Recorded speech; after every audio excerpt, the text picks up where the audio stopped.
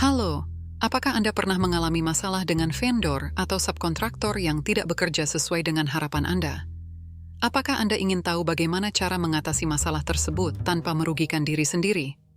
Jika ya, maka video ini adalah untuk Anda. Selamat datang di channel YouTube Kuli Project, channel yang membahas manajemen project EPC.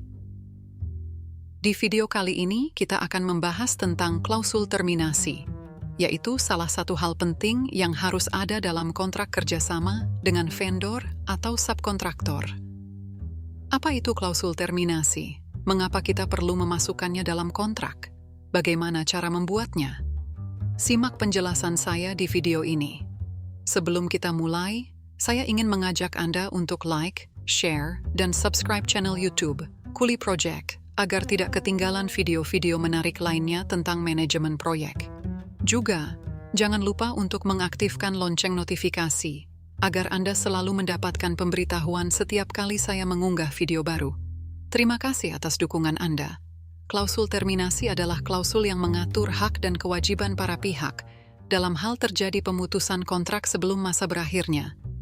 Klausul ini bertujuan untuk melindungi kepentingan perusahaan dari kemungkinan kerugian akibat kinerja vendor atau subkontraktor yang tidak sesuai dengan harapan, atau akibat situasi yang tidak terduga yang mengganggu jalannya proyek. Tanpa adanya klausul terminasi, perusahaan bisa menghadapi risiko yang besar jika ingin memutuskan kontrak dengan vendor atau subkontraktor. Vendor atau subkontraktor bisa menolak untuk melanjutkan pekerjaan karena merasa akan rugi besar, kehabisan uang, atau sebab lain. Jika perusahaan memaksa untuk memutuskan kontrak, vendor atau subkontraktor bisa meminta ganti rugi yang tidak proporsional, bahkan bisa menuntut secara hukum. Hal ini tentu akan merugikan perusahaan, baik dari segi waktu, uang, maupun reputasi. Oleh karena itu, dalam purchase order atau subkontrak, kita harus mencantumkan klausul terminasi yang jelas dan adil, yang menyatakan bahwa 1. Jika kinerja vendor atau subkontraktor tidak memenuhi baseline yang disepakati, perusahaan berhak memutuskan kontrak dengan memberikan pemberitahuan tertulis terlebih dahulu. 2. Dalam hal demikian, ganti rugi yang harus dibayar oleh vendor atau subkontraktor hanya sebatas pengeluaran yang ditunjukkan dengan dokumen bukti. Kalau perlu, vendor atau subkontraktor harus memberikan ganti rugi kepada perusahaan akibat waktu dan uang yang hilang. Klausul terminasi juga bisa diterapkan untuk sebab lain yang di luar kendali para pihak, seperti proyek terhenti karena konflik politik, klien gagal dalam pembiayaan proyek, bencana alam, atau pandemi. Dalam hal ini, klausul harus menyebutkan kondisi-kondisi yang memungkinkan terjadinya pemutusan kontrak, serta mekanisme penyelesaian yang adil bagi kedua belah pihak. Untuk lebih memahami klausul terminasi, mari kita lihat contoh kasus berikut. Perusahaan A mengontrak vendor B untuk melakukan instalasi jaringan komputer di kantor pusatnya.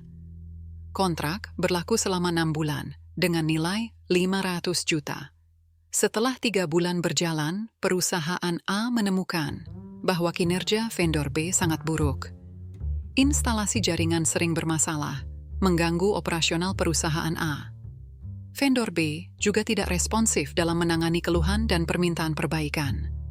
Perusahaan A merasa tidak puas dan ingin memutuskan kontrak dengan vendor B. Beruntung, dalam kontrak tersebut ada klausul terminasi yang menyatakan bahwa perusahaan A berhak memutuskan kontrak jika kinerja vendor B tidak memenuhi baseline yang disepakati, yaitu instalasi jaringan yang berfungsi dengan baik dan stabil. Perusahaan A pun memberikan surat pemberitahuan pemutusan kontrak kepada vendor B dengan memberikan waktu 14 hari untuk menyelesaikan pekerjaan yang belum selesai. Perusahaan A juga meminta vendor B untuk membayar ganti rugi sebesar 100 juta, yang merupakan biaya yang telah dikeluarkan oleh perusahaan A untuk membayar vendor B, serta biaya yang akan dikeluarkan untuk mencari vendor pengganti.